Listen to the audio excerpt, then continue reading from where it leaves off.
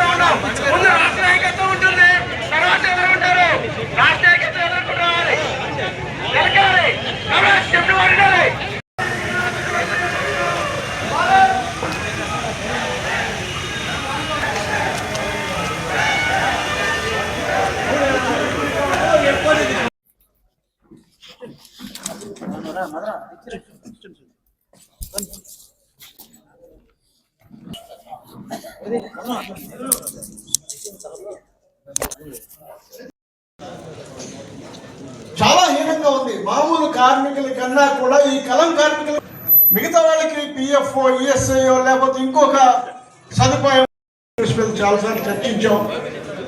చాలా పాజిటివ్గా ఉండేటటువంటి ఒక మంత్రి మన ముందు ఇప్పుడు 14 సమస్యలు, అందులో ముఖ్యమైన అనేక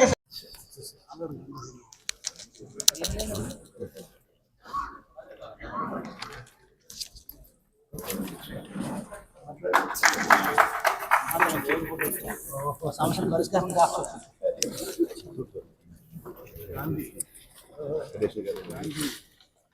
చిత్తూరు జిల్లాకు సంబంధించినటువంటి సమస్యలు నేను డేట్ ఇద్దాం అనుకున్నాను, సైన్ చూడలే. ప్రభుత్వాలు మారినా మన బతుకులు మారవు.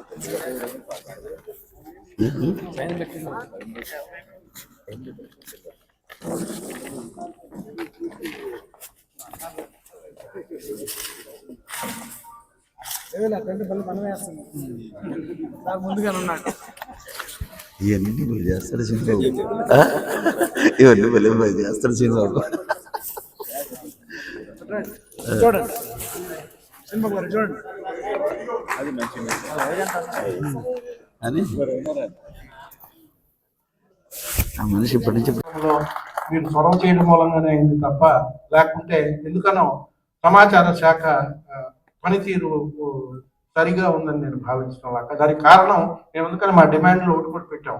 సిబ్బంది కొరత ఉండొచ్చు, లేకుంటే అధికారులు తక్కువ కాలం ఉండడం వెంటనే మారిపోవడం ఇలాంటిది కావచ్చు. లేకుంటే మరొకటి కూడా నేను అనుకుంటున్నాను, ఇదివరకు సీనియర్ అధికారులను వేసేవాళ్ళు. సీనియర్ అధికారులు కొంచెం అటెన్షన్ పే చేసి దీనికోసం ఈ డిపార్ట్మెంట్లో 1 సంవత్సరం 2 సంవత్సరాలు ఉంటాం అనుకొని వచ్చేవాళ్ళు ఉండేవారు. ఇప్పుడు అలా కాకుండా యువకులను వేస్తున్నారు. మరి యువకులు ఇంకా ఉత్సాహం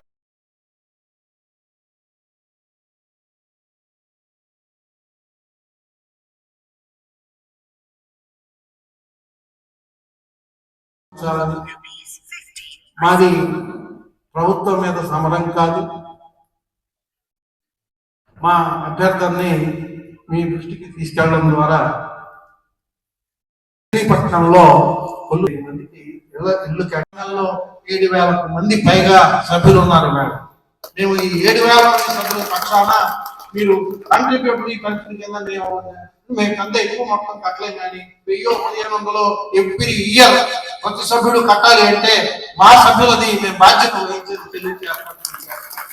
కానీ పెన్షన్ వచ్చే ఏర్పాటు చేయాలి, జర్నలిస్టులకు రిటైర్మెంట్ జర్నలిస్టులకు పెన్షన్ వచ్చే ఏర్పాటు చేయాలి.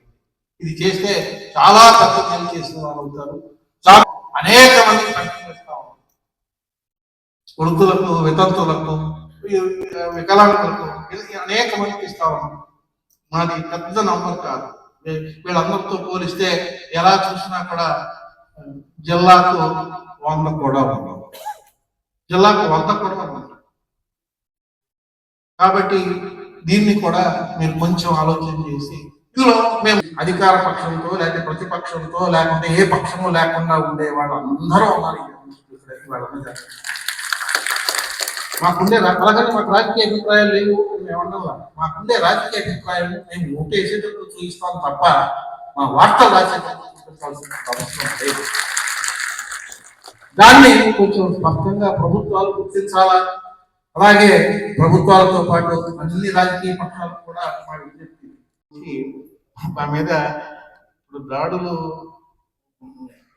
సంఘ వ్యతిరేక శక్తులు లేకుంటే రౌడీలు గుండాలు చేస్తే పర్లేదు, కానీ ఈవేళ అధికార పక్షం నుంచి, అంటే అధికార పక్షం కాదు అధికారుల నుంచి, ఇప్పుడు ఇదివరకు మేము వార్త రాస్తే ఎక్కడన్నా అవినీతి జరిగిందని వార్త రాస్తే వెంటనే పోలీస్ శాఖ కానివ్వండి లేకపోతే రెవెన్యూ శాఖ కానివ్వండి, ఏ శాఖ అయినా ఆ శాఖకు సంబంధించిన అధికారి విలేకరుల సమావేశం పెట్టి లేకుంటే ప్రెస్ నోట్ పంపించి అవినీతి జరిగింది, యాక్షన్ తీసుకుంటున్నాం, లేకపోతే అవినీతి జరగలేదు, ఇది ఇదంతా సజావుగా ఉంది అని ఏదో వివరణలాగా ఇచ్చేవారు. ఈవేళ అది పోయి నోటీసులు ఇస్తున్నారు, కేసులు పెట్టుతున్నారు, దీనికి సోర్స్ చెప్తున్నారు. దీనికి కారణం ఏంటి అంటే ఇది డిజిటల్ మీడియా ప్రైవసీ యాక్ట్.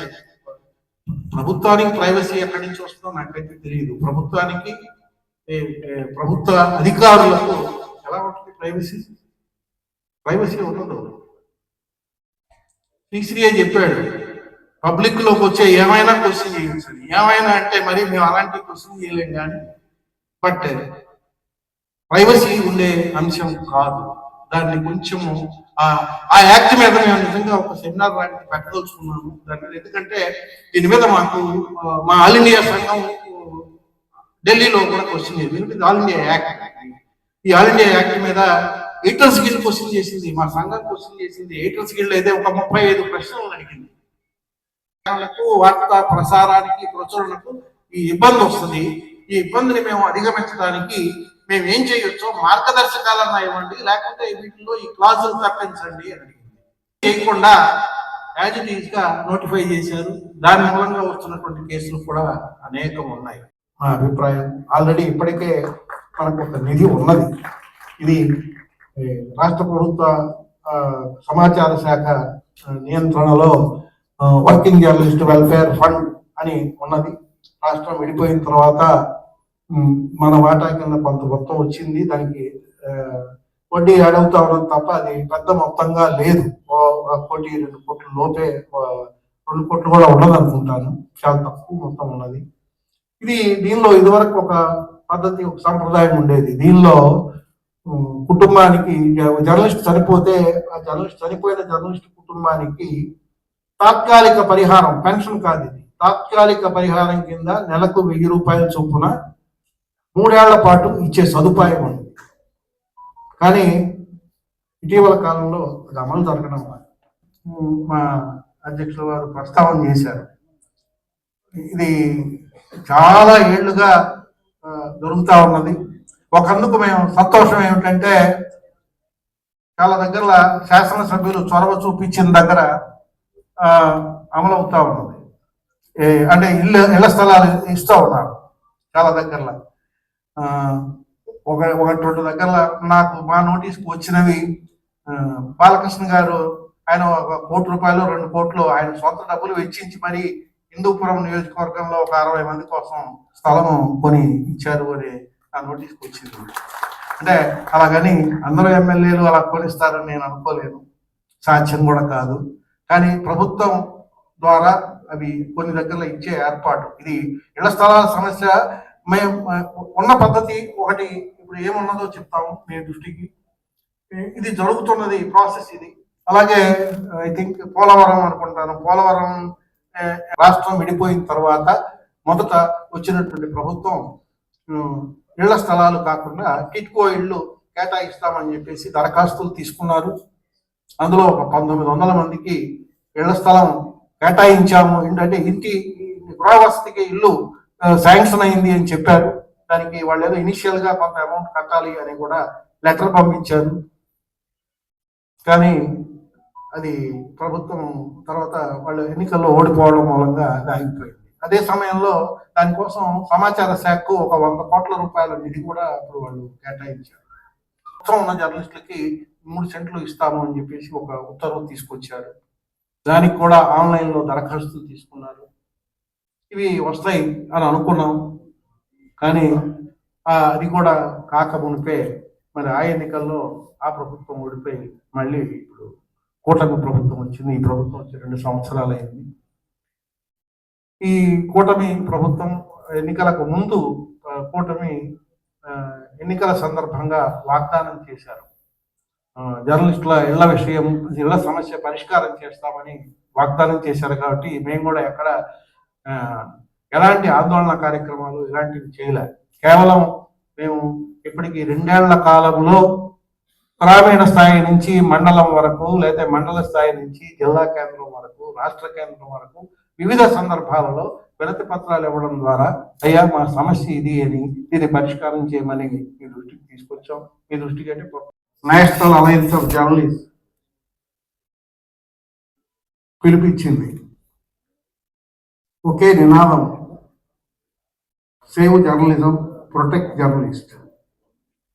నేను ముందు ఈ నినాదం విన్నప్పుడు ఏదో జనరల్గా ఉంది కదా ఏంటండి అంటే, కానీ దాని ఇబ్బంది కష్టము ఇప్పుడు అర్థమవుతా ఉన్నది. ఒక్కొక్క దెబ్బ మీద పడుతూ ఉంటే ఇవాళ జర్నలిస్టులు ఎవరు కాదు, ఎవరు ఏమిటి, ఈ వృత్తి ఏమైపోతా ఉన్నది, ఖచ్చితంగా ఆల్ ఇండియా సంఘం చెప్పినటువంటి సేవ్ జర్నలిజం అనే దాన్ని మనం మన వృత్తిని కాపాడుకోవాల్సినటువంటి బాధ్యత మనందరి మీద ఉన్నది.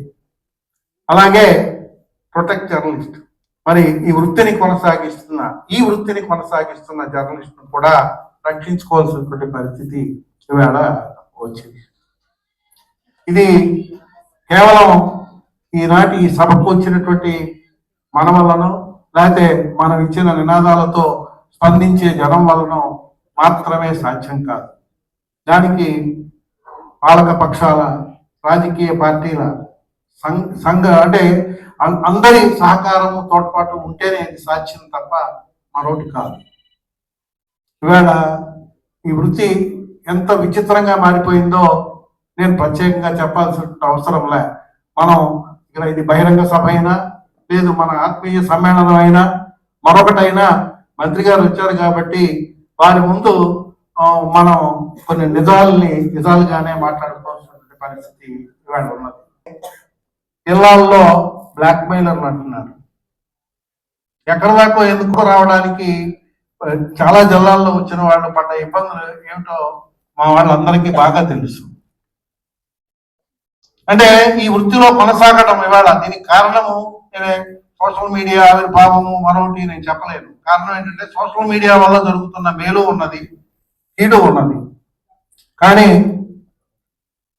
ప్రభుత్వాలు మాకు సంబంధించిన చట్టాలు చేసేటప్పుడు కొన్ని జాగ్రత్తలు తీసుకుంటే ఈ వృత్తికి నష్టం కలగకుండా, ఈ వృత్తి కొనసాగింపుకు ఇబ్బంది లేకుండా ఉంటుందనేది మా అభిప్రాయం. ఈ పెద్ద ప్రమాదాన్ని మీరు పట్టించుకుంటే మేము అందుకనే దీని మీద మీడియా కమిషన్ వేయమని అడుగుతా ఉన్నాం. ఇవాళ దేశంలో మాకున్న వర్కింగ్ జర్నలిస్ట్ యాక్ట్ రద్దయిపోయింది, మాకున్న పేమెంట్ ఆఫ్ వేజెస్ యాక్ట్ రద్దయిపోయింది. అంటే ఈవేళ జర్నలిస్టులు ఎలా పనిచేయాలా, ఎన్ని గంటలు పనిచేయాలా, వీళ్ళకి ఏ సదుపాయం ఉంటుంది, ఏ జీతం ఎంత, లేకుంటే ఇతర సదుపాయాలు ఏమన్నా ఉన్నాయా లేవా అని తెలియని ఒక విచిత్రమైన పరిస్థితిలో ఇవాళ జర్నలిస్టులు పనిచేస్తూ ఉన్నారు.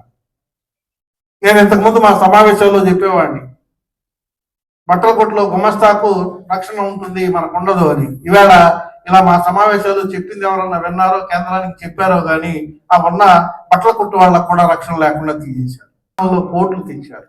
మేము ప్రభుత్వాన్ని అర్థిస్తోంది, ఈ కోర్టులు వచ్చినాయి, కోర్టులు ఏమవుతాయి ఏం కావు అనేది రేపు పొద్దున ప్రభుత్వం కూడా నిర్ణయం తీసుకోవాల్సి ఉంటుంది. కనుక ఇప్పుడు దానికంటే ముందు ఈ రాష్ట్రంలో ఉన్న మీడియా పరిస్థితి, ఇవాళ మీడియా సంస్థలు ఉన్నాయి, జర్నలిస్టులు ఉన్నారు, వీటి మీద ఒక చిన్నపాటి అధ్యయనం, ముందు ఎవరు ఏమన్నారు ఏం చేస్తున్నారు అనే దాని మీద దీన్ని అధ్యయనం చేసేందుకు వీలైన ఒక పరిస్థితి ఉంటే కొంత మేలు జరుగుతుంది అనేది, దానికి వీలుగా ఒక మీడియా కమిషన్ నియమించమని మేము మంత్రి గారిని అభ్యర్థిస్తా ఉన్నాం. దాని మూలంగా కొంత మేలు జరుగుతుంది అని మేము అనుకుంటున్నాం.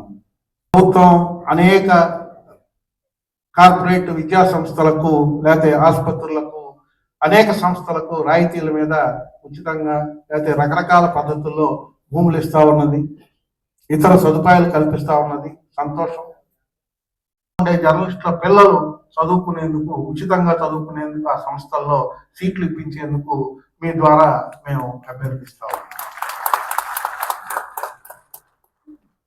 అలాగే ఆరోగ్య బీమా ఇచ్చారు ప్రభుత్వం, మాకు ఆరోగ్య బీమా పథకం ఇచ్చింది, సంతోషం. అమలవుతా ఉన్నది, చాలా సంతోషం. దీన్ని మేమే సరిగా ఉపయోగించుకోవడంలో కొంత వైఫల్యం ఉన్నది. కారణం ఏంటంటే తెల్ల రేషన్ కార్డులు ఉన్నాయని ఇంకా అనేక మంది మన మిత్రులు ఈ కార్డులు చెల్లించడం, ఈ ఆరోగ్య బీమాకు మా వాటా చెల్లించడం వాళ్ళు ఉన్నారు. మేము ప్రతి సమావేశంలో చెప్పి మా వాళ్ళని చైతన్యపరిచి ఇది ఖచ్చితంగా అమలు చేసుకోవాలని కోరుతా ఉన్నాం. అయితే అదే సమయంలో ప్రభుత్వాన్ని మేము రిక్వెస్ట్ చేసేది, ఇది అమలు చేసే ప్రాసెస్ లో గ్యాప్ వస్తా ఉన్నది. మార్చితో అయిపోతుంది, ఏప్రిల్లో వెంటనే రివైవ్ కావట్లా, ఇది టైం పడుతుంది. ఈ టైం అది ఒక్కొక్కసారి ఎలాగంటే చివరి 3-4 నెలల వరకు అది ఫైల్ తిరుగుతూనే ఉంటుంది. అలా కాకుండా అది కంటిన్యూస్ గా ఈ స్కీమ్ అమలు అయ్యేందుకు వీలైనటువంటి ఒక నిర్ణయం తీసుకుంటే ఉపయోగం ఉంటుంది తప్ప, అప్పుడు ఖచ్చితంగా మా వాళ్ళు కూడా ఎక్కువ మంది ఈ పథకంలో చేరడానికి ఆసక్తి చూపిస్తారు, చేరతారు, వినియోగించుకుంటారు. కాబట్టి అందుకు వీలుగా ఈ పథకాన్ని నిరంతరంగా ఎలాంటి ఇంటరప్షన్ లేకుండా కొనసాగేందుకు వీలైన ఏర్పాటు చేయాలని చెప్పేసి కోరుతా ఉన్నాం. ఇక్కడ అది ఉపయోగించుకోవాలంటే 24 గంటల పాటు ఆసుపత్రిలో ఉండే పరిస్థితి ఉంటేనే ఆ స్కీమ్ వినియోగించుకోవాలి అవకాశం ఉంటుంది. దానికంటే ముందు టెస్టులు చేయించుకోవాలంటే ఇవాళ వైద్యం చాలా భారం అయిపోయింది. టెస్టులు, డాక్టరు పరీక్ష అయ్యి టెస్టులు చేయించాలంటే డాక్టర్ దగ్గరికి వెళ్ళంగానే ఇవాళ డాక్టర్ ఫీజు 500 నుంచి 1000 రూపాయల దాకా ఉంది. దానికి తోడు వెళ్ళగానే ఆయన రాసే పరీక్షలకి కొన్ని వేల రూపాయలు అవుతా ఉంది. ఆ తర్వాత వస్తాడు, ఆ తర్వాతనే ఆయన చెప్తాడు ఇది ఆసుపత్రిలో ఉండాల్సిందా కాదా అనేది. తప్పుల్ని, క్షేత్రస్థాయిలో ప్రజలు ఎదుర్కొంటున్న సమస్యల్ని మనం ఎప్పుడూ ఆహ్వానించాల్సిందే, ఆహ్వానిస్తాం కూడా. కానీ ఉద్దేశపూర్వకంగా ఆహ్వానించే వాటిని ఏదైతే ఉన్నాయో, ఫేక్ న్యూస్ ఏదైతే ఉన్నాయో, ఇదో ఉద్దేశపూర్వకంగా కించపడటం కానీ ప్రభుత్వ ప్రతిష్టను దిగజార్చడానికి ప్రయత్నం చేస్తాం, దాన్ని సాధించలేము అనేది ఒక అభిప్రాయం చెప్పేసుకోవడానికి మనం చేస్తాము. అందుకనే ఈ ఫేక్ న్యూస్ ని ఏ విధంగా అరికట్టాలని ఒక గ్రూప్ ఆఫ్ మినిస్టర్స్ తో ఒక కమిటీ కూడా ఏర్పాటు చేశారని చెప్పేసి మనం చేస్తాము. 2 సార్లు చర్చించడం జరిగింది. దేశంలోనే కాదు ప్రపంచవ్యాప్తంగా ఈ ఫేక్ న్యూస్ ని అరికట్టడానికి ఎటువంటి పాలసీస్ అవలంబిస్తున్నారో ఈ ఎప్పుడు వ్యతిరేకంగా లేదని చెప్పేసి మనం చేస్తాము.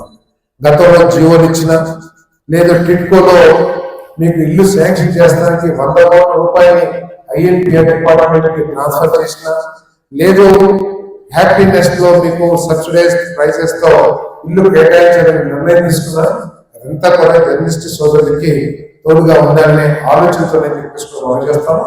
అదే ఆలోచనని మరి ఇప్పుడు కూడా కొనసాగిస్తూ మీకు ఏ విధంగా ఈ సమస్య తీర్చాలో నేను తప్పకుండా కృషి చేస్తానని చెప్పేసి మనం చేస్తాను. దీని మీద ఇప్పటికే నేను ముఖ్యమంత్రి గారితోనూ మరి పెద్దలతో కూడా చర్చించడం జరిగింది. వారు కూడా పూర్తిగా సానుకూలంగా ఉన్నారు. కాకపోతే రాష్ట్ర ఆర్థిక పరిస్థితి నేను చెప్పాల్సిన అవసరం లేదు. మీ అందరూ కూడా తెలిసిందే. ఇందాక అన్నారు వాళ్ళకి చాలా తక్కువ ధరలకి ఇండస్ట్రీస్ కి ఇస్తున్నారు అని చెప్పేసి అభిప్రాయం చాలా మంది ఉండొచ్చు.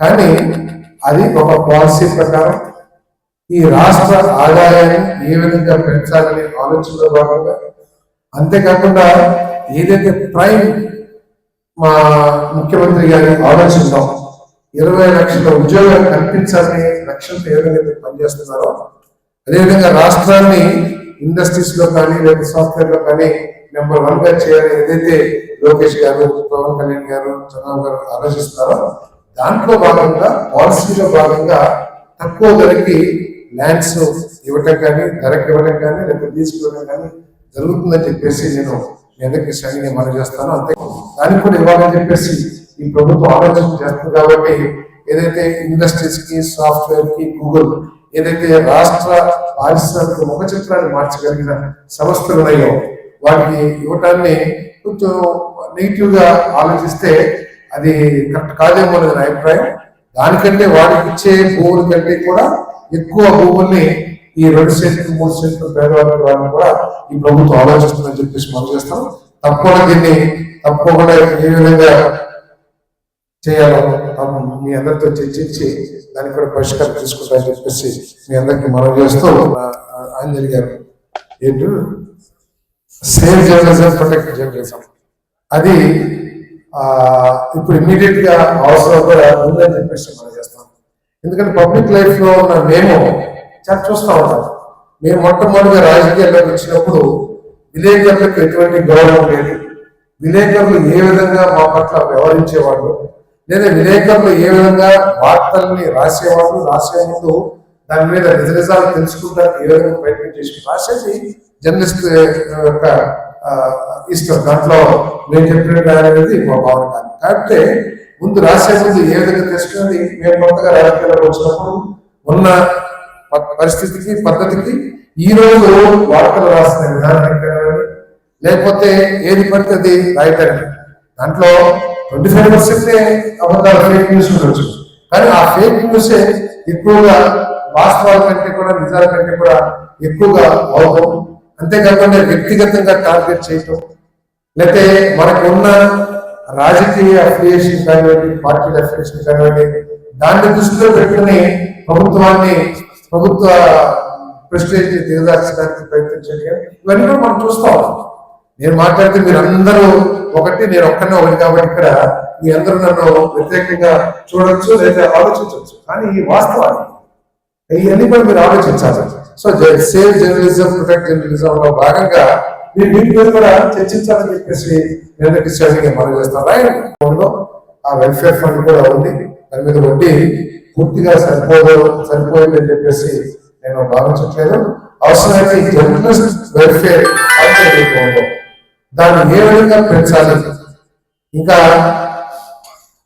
ఏదైనా డొనేషన్స్ తీసుకున్నా దానికి యాజమాన్యాన్ని కూడా, లేకపోతే పబ్లిక్ లో నుంచి ఈ ఫండ్ కోసం, ఎందుకంటే రకరకాల ఫండ్స్ కలెక్షన్ కోసం రకరకాల మార్గాలు ఆలోచిస్తూ ఉంటారు ప్రభుత్వం కానీ, ప్రైవేట్ ఆర్గనైజేషన్స్ కానీ. నేను ఐఎన్పిఆర్ గా ఈ జర్నలిస్ట్ వెల్ఫేర్ ఫండ్ ఏదైతే ఉందో తప్పకుండా నేను ఐఎన్పిఆర్ గా ఉండగానే దీన్ని ఏ విధంగా పెంచాలో ఆలోచించి తప్పకుండా పెంచిస్తానని చెప్పేసి మనం చేస్తాము. ఆ ఫలాన్ని మీకు అందరితో వెంటనే ఒక కార్యాచరణ కూడా చేస్తానని చెప్పేసి మీ అందరికీ కూడా నేను మనం చేస్తూ, మరి ఐఎన్పిఆర్ గా మీ ఫండ్ కి నేను 5 లక్షల రూపాయలు కూడా ఇస్తానని చెప్పేసి సభాముఖంగా తెలియజేస్తాను. అదే హౌస్ సైట్స్, ఇది చాలా పెద్ద సమస్య నిర్ణయం కానీ చాలా పెద్ద డిమాండ్. కానీ అందరూ కానీ తప్పకుండా ఇప్పుడు ప్రభుత్వం కూడా రూరల్ ఏరియాస్ లో 2 సెంట్లు, అదేవిధంగా అర్బన్ ఏరియాలో 2 సెంట్లు, రూరల్ ఏరియాస్ లో 3 సెంట్లు ఇవ్వాలి చాలా పద్ధతులతో ప్రభుత్వం. సో దాంట్లో మనం ఎంత చేర్చుకోవద్దు అనేది ఆలోచించాల్సిన అవసరం ఉంది. మరి మీరు ఏమైనా ప్రత్యేకంగా కోరుకుంటున్నారా? ప్రత్యేకమైన కాన్సెప్ట్ అమరావతి వరకు లేదా అర్బన్ ఏరియాస్ ఏదైతే ఉందో దాన్ని కూడా సపరేట్ గా చూద్దాం.